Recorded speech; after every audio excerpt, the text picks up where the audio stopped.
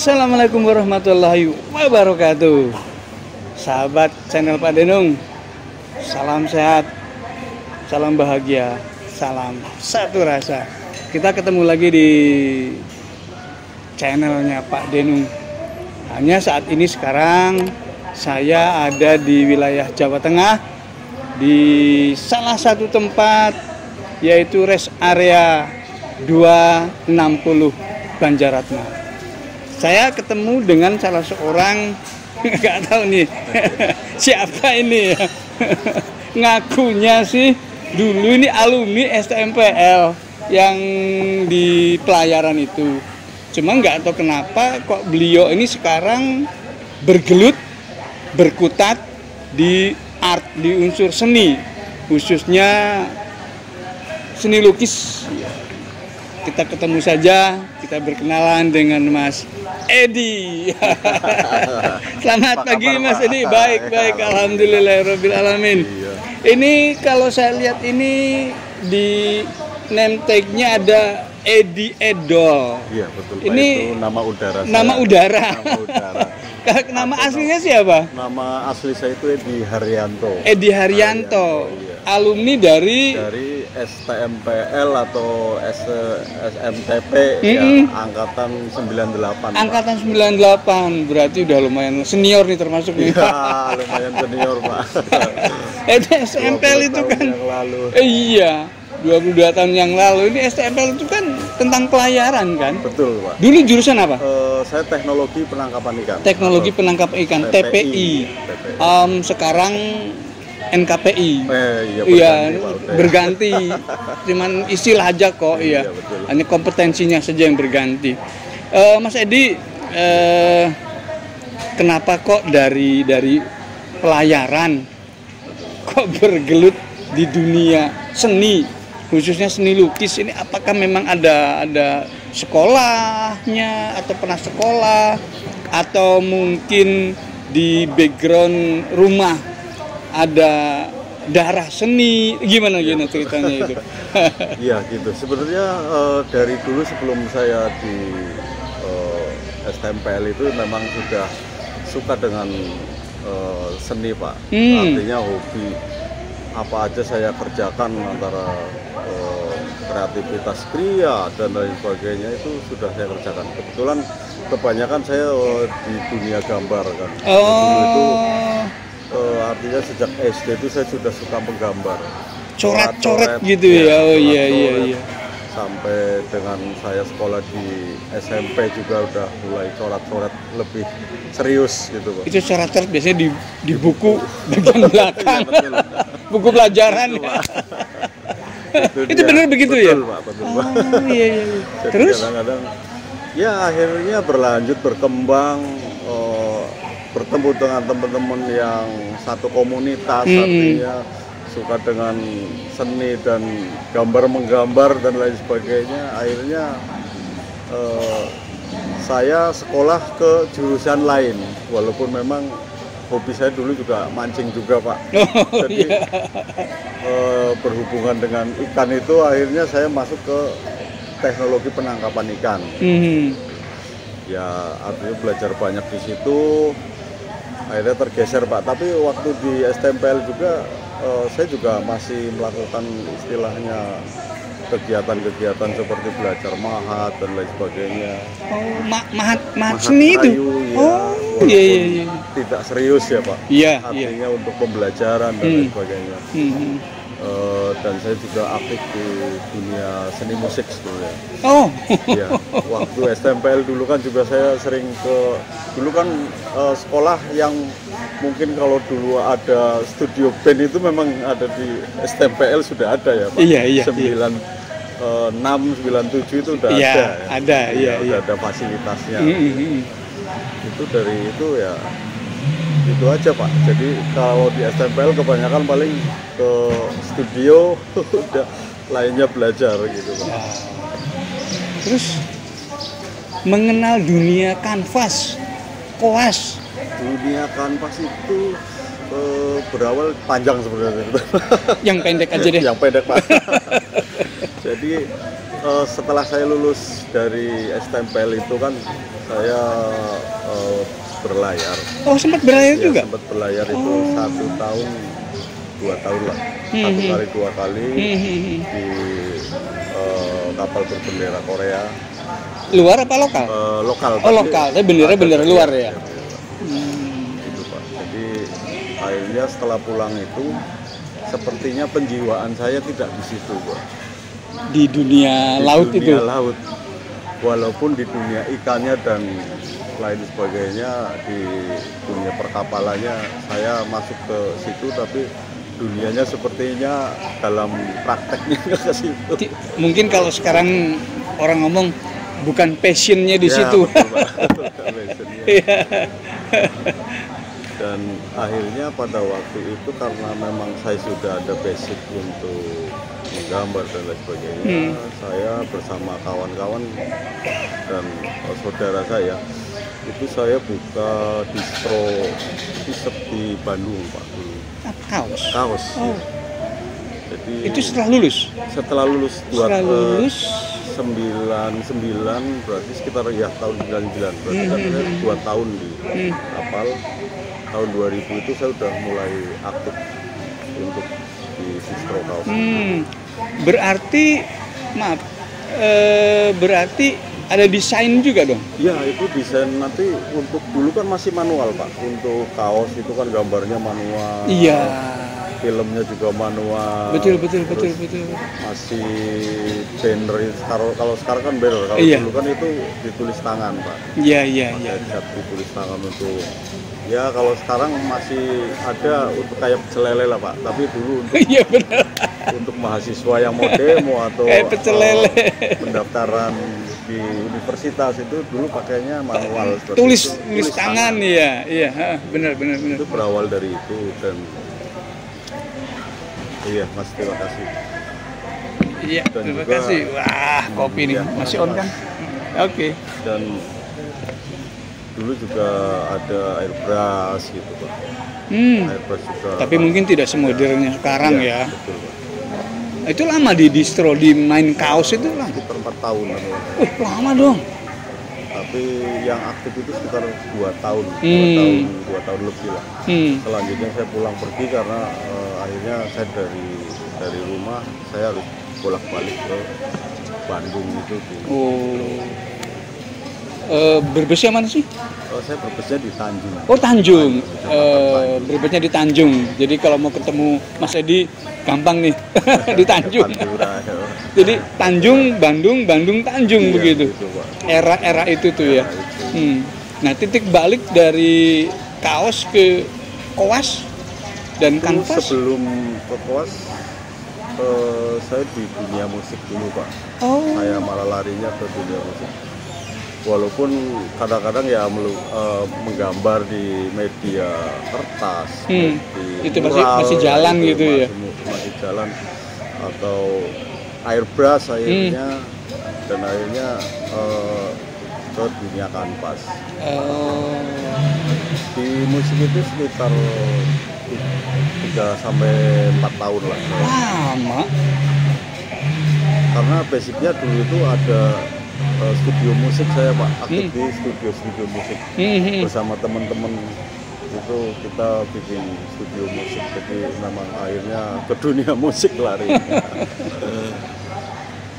Itu di mana tuh musik apa di Tanjung atau di Tanjung. Oh di Tanjung ya. Kalau awal dulu saya pernah hampir setahun itu di Cirebon malah. Oh di Cirebon. Saya nunggu studio dan rekaman di Cirebon. Ya mungkin yang paling terkenal di Cirebon. Era itu ya. Era itu. Masa itu. Masa itu. Mas Edi, masih ingat tidak gambar lukisan kuas di kanvas yang pertama itu gambar apa itu? Karena mungkin banyak, agak lupa juga sih. Yang inget deh. Ya yang itu ya paling pemandangan gitu Pak. Bunga awal-awal kalau misal ini kan cuma itulah ikan, burung. Waktu itu semua hal gambar yang kira-kira belum ini saya gambar gitu. Dicoba di kanvas. Itu awal-awal pertama. Dari tadi yang ada pemandangan, ada binatang juga, burung, ikan, perahu. Ya, yang paling sering digambar. Yang paling sering digambar memang ikan Pak. Ikan sama burung. Ikan dengan burung. Iya. Berarti memang unsur seni ini memang udah masuk dan merasuki ya. Ada nggak turunannya? Turunan atau darah seni dari keluarga itu? Dulu kakek saya itu pembuat perahu pinisi. Sama perahu-perahu tradisional kakek saya. Iya. Di daerah Lampung sana. Oh di Lampung. Di daerah Lampung. Tapi kalau yang dari keluarga yang hobi gambar, melukis atau memahat itu ada nggak? Ada Pak. Oh ada. Ada yang menggambar itu sama dua adik saya suka menggambar. Satunya lagi kalau sekarang di musik juga. Oh sekarang di musik juga. Mas Ed, barangkali ingat nih sudah berapa karya? Tadi kan yang saya tanyakan apa sih yang paling banyak? Ikan. Karena tadi ya, barang filosofi.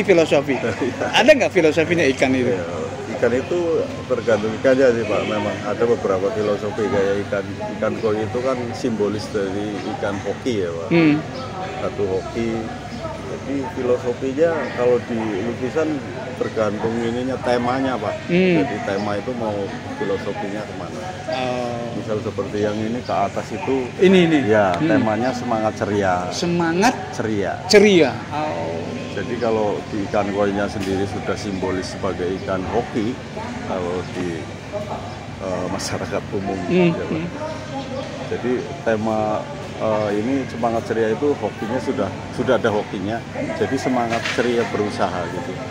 Itu naik ke atas. Jadi hokinya, semangatnya, karirnya naik ke atas gitu Pak. Salah satu contohnya gitu. Itu terlepas dari percaya atau tidak percaya ya.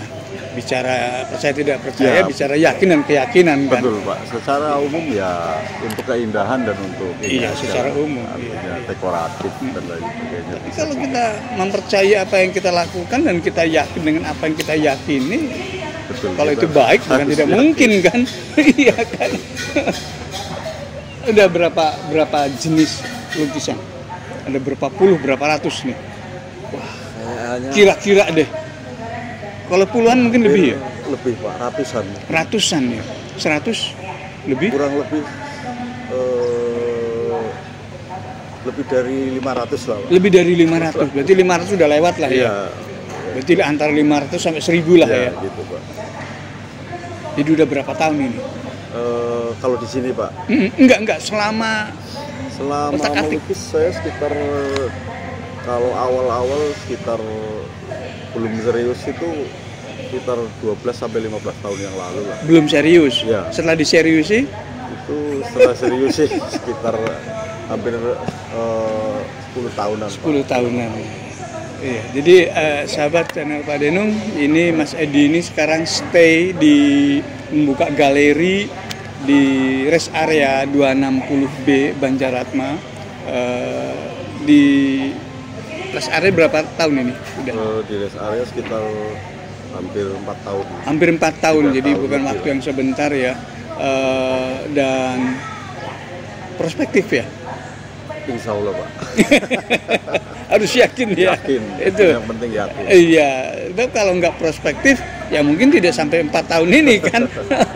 Ya, ini betul. udah 4 tahun berjalan kan. Walau harus penuh dengan perjuangan. Oh iya dan pastilah. usaha. Iya, karena segala sesuatu juga harus penuh dengan perjuangan dan usaha kan. Tidak ada tanpa perjuangan, tidak ada tanpa usaha. Semuanya seperti itu ada lah pasti.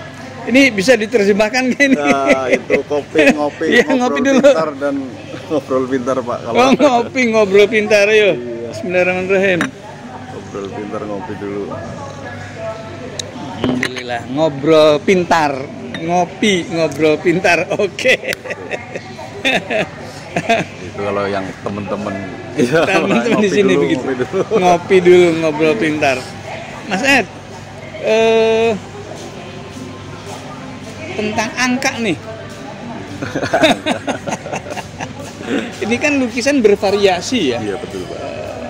Besarnya, modelnya, dari sekian banyak yang pernah dilukis, mana yang paling banyak diminati oleh khalayak? Yang ikan atau yang lain-lainnya?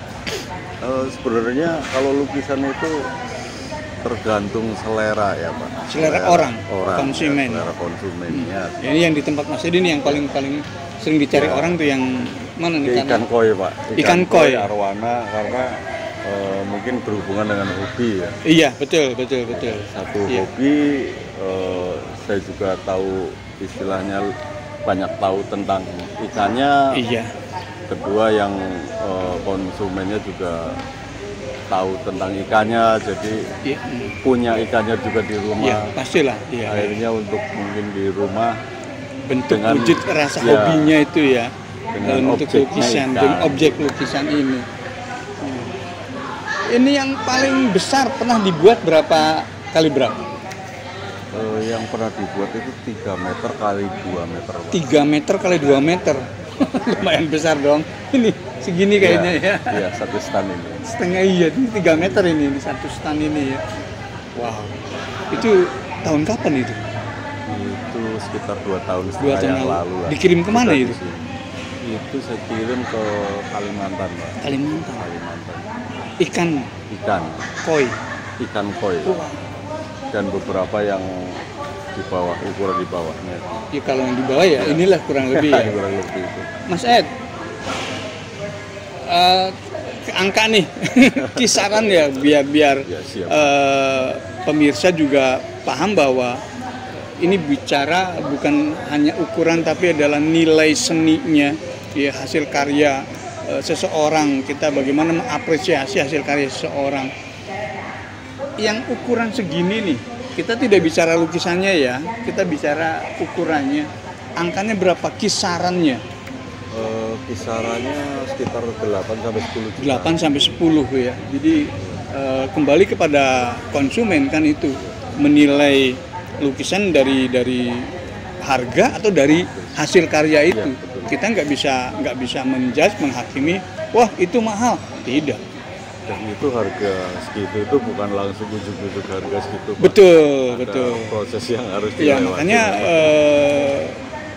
pemirsa channel Pak Denung, ini pembelajarannya adalah bahwa bagaimana kita menilai unsur seni itu tidak bisa muncul dengan bentuk angka rupiah, sekian rupiah, tidak bisa.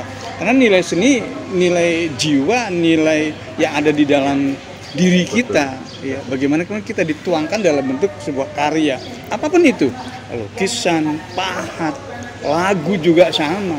Bisa jadi ada lagu yang sekedar itu lagu apa kok mahal, ya mungkin dari sisi orang lain seperti orang awam seperti itu, tapi kalau dari sisi penikmat atau orang yang memahami itu, keren banget nih lagu, seperti itu kan, Imajinatifnya. imajinasinya. Kalau yang paling murah, Paling murah kalau untuk sekarang sekitar 200.000 aja. 2.000 itu ukuran berapa mas? 2 25 kali 25. 25 kali 25 cm ya. 25 kali sampai 500. Sampai 200 sampai 500 ya. Kembali kepada bentuk lukisan itu kan ya, Mas ya. Yang pernah dikirim selain tadi Kalimantan kemana lagi, Mas? Kalimantan? Ya banyak sih Pak, kebanyakan ke Jakarta, Oh, Jakarta. Iya, Palembang, terus ke Bali. Bali. Cirebon? Cirebon kebetulan Belum pernah ada ya? belum. Ada sekali Pak. Oh, sekali. Karena itu kan hubungannya dengan masalah penikmat. Betul Pak. Penikmat kan. Tapi kadang-kadang ada orang yang menikmati betul paham, tapi kadang secara finansial nggak didukung. Iya Tapi kan? ya, mungkin kembali lagi juga di daerah Cirebon itu banyak juga teman-teman yang seprofesi dengan Iya, itu kan juga ada. Ya ada komunitasnya juga. Iya, konsumsi lokalnya. Konsumsinya beda-beda, iya betul. Mas Edi, terakhir nih harapan Mas Edi kepada orang-orang yang punya hobi. Ini kan tadi di awal dari hobi kan, Betul, Pak. hobi yang coret-coret saja, tapi kemudian menjadi lahan apa ya? Lahan untuk masalah ekonomi keluarga kan. Apa nih pesannya untuk mereka nih? Pesennya ya nikmati aja prosesnya Pak. Dalam arti dari awal-awal kita harus suka dulu Pak. Harus suka dulu. Harus istilahnya tidak berpikir kemana-mana, tapi berpikir kita mengerjakan dan jalan. Itu Pak dan yakin. Dan yakin ya. Yakin. Itu satu yang yakin. Juga ada harapan kan mungkin. Saya berharap nanti dari yang dikerjakan itu ya. Iya, oh. Untuk penyamanya ada harapan. Harapannya dari coret-coret atau dari hal apapun nanti kan akan berproses, akan naik menurut keahliannya masing-masing kan. Iya. Kalau di manajemen, kalau dilakukan dengan benar, istilahnya bisa itu karena biasa. Iya, betul. Bisa itu karena biasa. Ya.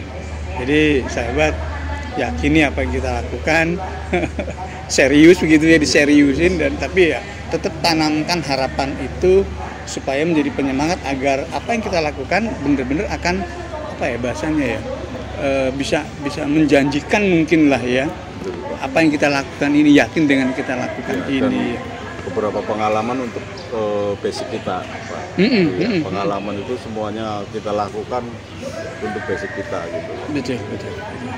Ya, kayak saya dulu itu kan ada di kayu, ada di batu, istilahnya main-main di batu, mempelajari karakter-karakter itu untuk basic kan, nanti menjadi satu kesatuan, akhirnya bisa. Iya, jadi ini kayu juga. Tadi kayu. Ini juga berarti apa nih? Ya, sendiri ini ya, figura ini ya. Jadi kita bisa proses figura sendiri, tahu karakternya, tahu kelemahan, kelebihannya. Betul. Walaupun nanti setelah itu kita pakai jasa orang, tapi kan setidaknya kita ilmunya tahu, Pak. Pengetahuan tentang kayu, tentang lain-lainnya tahu. Apapun bisa kita lakukan. Kita mau jadi, maaf Mas Edi, tukang batu, tukang kayu, tapi kemudian sekarang bergelut di seni lukis yang butuh hati, suasana yang tenang, ya kan? Tapi kemudian untuk masalah tukang batu, tukang kayunya berguna untuk figuranya. Pendukung, Pak. Iya, faktor pendukung itu. Iya. Itu nanti sebelum proses kan kita memilih kita itu kelebihan kita di mana, istilahnya jalan kita di mana. Kembali lagi kalau misal di halayak umum hoki kita kemana gitu, Pak. Iya, betul. Iya. Dulu saya belum hoki di pelayaran di kapal, atau saya hokinya mungkin di dunia hiburan, dunia seni gitu. Iya. Itu yang perlu dijalani lah, kalau menurut saya harus dijalani. Iya, betul. Ya seperti saya sendiri, saya tidak bermimpi dulunya mau jadi seperti ini. Melalui beberapa proses. Dan memang kita juga harus banyak mengambil pengalaman, pelajaran dari yang berpengalaman gitu, Pak. Jadi orang mempersingkat Iya, artinya iya. mempersingkat proses kita kan, mempersingkat proses kita. Benar. Bahwa apapun ya kan terjadi, kadang-kadang hasil dari apa yang sudah kita lakukan ya, dan itu terus berproses ya. Berarti masih dipercaya dengan proses ya? Percaya Pak. Percaya, karena ini buktinya. Jadi sahabat channel Pak Denung memang berproses lah ya. Yang instan itu kadang-kadang nggak bagus kan, ya. Yang berproses itulah membuat sebuah fondasi yang kokoh kalau dengan proses itu ya. Kalaupun instan itu kadang-kadang hanya sesaat kan, dan kemungkinan hasilnya nggak bagus. Ini yang Mas Edi maksud. Satu lagi yang terakhir nih Mas Edi. Edi siapa tadi namanya? Edi Haryanto. Lah kok sekarang Edi Edol? Biar pada tahu nih orang-orang nih. Ceritanya gimana nih Edi Edol itu? Ya kalau sebenarnya kalau dari seperti brand ya Pak. Nah itu brand yang saya tanyakan. Sebenarnya kalau saya kasih Edi Haryanto juga enggak masalah. Iya. Cuma memang kebetulan yang lebih dikenal, apalagi di rumah gitu Pak. Prosesnya karena dari semenjak saya kecil itu saya udah dipanggil Edi Edol. Jadi, Edi Edol. Iya, jadi nanti setelah saya kasih nama ini kan semuanya juga nggak asing gitu. Kayak misal, mohon maaf, Pak Denung. Walaupun saya tahu itu namanya Pak Nur Khotim. Iya. Tapi orang brand akan tahu brandnya, kita akan tahu Pak Denung itu seperti itu. Iya benar. Jadi ini Edi Edol tuh panggilan waktu kecil. Dari saudara sih, memang dari saudara dan ya teman-teman sekitar dulu. Soalnya namanya Edi Haryanto. Ya tadi betul Edi Haryanto, bisa sih ditulis Edi Haryanto. Tapi kalau kita ya bicara hoki, bicara brand begitu kan. Seperti sekarang saya ingetnya ya Edi Edol. Nama panjangnya sama Pak, kadang lupa. Ketika di rumah juga orang mencari nama Edi itu akan bingung. Tapi Edi siapa nih? Ya gitu Pak. Nanti ketika udah ada embel-embelnya belakang, iya itu, iya benar. Mas Edi, terakhir sekali nih, sekarang terakhir sekali. Gak apa-apa Pak. Sebelum berakhir Pak. Sebelum berakhir. Saya kan pernah ngobrol nih sebelumnya, tolong buatin gambar saya dong. Oh iya Pak, siap Pak. Udah jadi belum nih? Ya kebetulan sudah jadi. Oh iya. Nanti Pak Dong nanti dinilai sendiri karena mungkin waktunya yang mepet ya. Saya pesan nih sama Mas Edi nih. Ya, karena untuk mempercepat ya ini Pak, saya bikinnya karikatur. Oh iya. Dengan wajah Pak Denung saat ini, bukan saat saya menjadi muridnya di sekolah dulu. Ini gambar saya ini, iya gambar saya sekarang. Jadi bolehlah ngomong. Rencananya gimana sih rencananya? Rencananya itu kan ada beberapa teman yang satu alma mater juga kan. Ini memang Pak Nung. Bukanlah, ini kan wajahnya bukan seperti ini. Pak Nung itu kan dulu, memang saya juga dulu imajinasinya Pak Nung itu begini. Makanya dulu rencananya mau saya bikin separuh yang dulu, separuh yang sekarang gitu. Paham saya. Jadi ini saya yang dulu berkumis. Yang sekarang. Iya betul. Oke. Berikutnya Mas Edi. Ini apa nih filosofinya ini? Ini apa ini? Ini jangkar Pak. Ini jangkar. Tapi ini apa? Tongkat ya? Tongkat itu kan sebagai pegangan ya Pak. Tongkat itu sebagai pegangan, sebagai ya landasan lah istilahnya. Dengan jangkar di atas. Persepsi saya sebagai muridnya kan, kalau di masa sekarang dulu itu sebagai pegangan Pak, karena saya istilahnya sudah dikasih ilmu dari guru tersebut kan. Seperti lukisan saya ikan dulu itu kan dulu saya belajar tentang ikan kan Pak. Iya. Ikan, alat tangkap dan lain sebagainya. Ikan itu dari istilahnya nama Latin sampai Iya. tetek bengek. Makanya sekarang saya melukis ikan itu memang akhirnya paham tentang ikan. Iya, ya. betul. Nah, kembali ke sini. Iya. Ya. Ini tongkat ini. Tongkat apa nih? Ya, tongkat filosofinya ya pegangan itu untuk jangkar itu kan laut. Iya. Istilahnya kita kan di sekolah STMPL itu kan kelautan kan Pak. Jadi ya Pak Nung itu sebagai guru di STMPL untuk pegangan kita di sekolah kelautan gitu Pak. Artinya untuk alma mater sampai sekarang bisa silaturahmi, bisa ngobrol bareng. Kalau mungkin dulu kan saya juga nggak bisa ngobrol gini Pak. Betul. Batasan. Sekarang alhamdulillah ya. Iya Pak. Iya. Oke. Dan ini duduk di kebetulan STMPL itu kan beralamat di Kalijaga ya Pak. Iya betul. Imajinasi saya jauh ke sana, akhirnya seperti penunggu filosofi legenda Kalijaga. Oh iya. Wah, tinggi banget ini. Tapi kan ini filosofi jalan Kalijaga Pak. Iya. Bukan sebagai Kalijaga. Iya betul. Jalan Kalijaga kan betul ya Pak. Betul. Sahabat, ini hanya filosofi beliau ini bahwa saya dilukis oleh beliau seperti ini. Saya mengajar di salah satu lembaga pendidikan yang hebat ya, di Jalan Kalijaga. Ini saya dianggap dinarasikan dalam bentuk gambar ini menjadi penjaga Jalan Kalijaga. Karena dulu kesiswaan kan Pak waktu betul. Saya beberapa kali berhadapan dengan Pak. Iya. Oke. Terima kasih Mas Edi. Wow, sama-sama, keren banget Pak. ini, keren banget. Ini berapa lama nih bikin ini? Sekitar 2 mingguan Pak. 2 minggu. 2 minggu. Ini udah 100% nih. Ya kalau sebenarnya fleksibel sih Pak. Iya. Bagi saya ini udah ya untuk saya yang awam dalam bentuk ini ya ini udah 100% bagi saya. Kalau bagi saya mungkin karena kepuasan ya Pak. Nah. Nah itu sekitar masih 70 sampai 80% Pak. Karena waktu yang masih ada 30 sampai 20% yang belum dimaksimalkan. Iya. Oke Mas Edi, barangkali yang pertama terima kasih udah bisa ngobrol banyak nih dengan Mas Edi.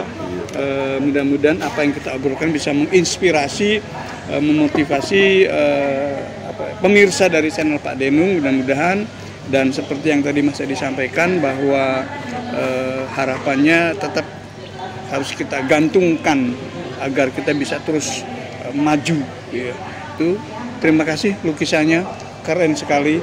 Yang mau digambar dilukis oleh Mas Edi bisa segera menghubungi Mas Edi atau nanti ada izin nomor HP-nya saya santumkan. Boleh, ya. Silakan, Pak. Bisa menghubungi Mas Edi. Ini ada di Pasar Seni Rest Area 260B Banjaratma, Kabupaten Brebes, Provinsi Jawa Tengah. Demikian channel Pak Denung. Terima kasih. Salam sehat, salam satu rasa, salam bahagia, salam satu rasa. Terima kasih. Assalamualaikum warahmatullahi wabarakatuh. Alhamdulillah.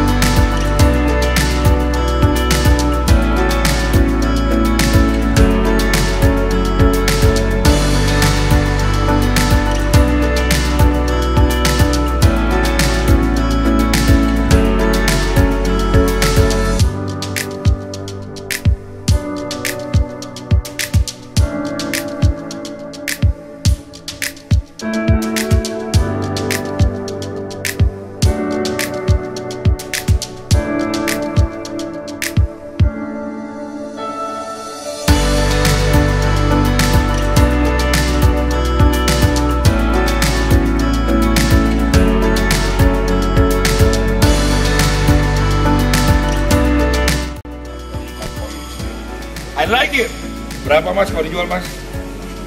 8 juta ya, bisa diskon mas ya? Bisa dinego, makanya datang ke sini, senimannya baik-baik.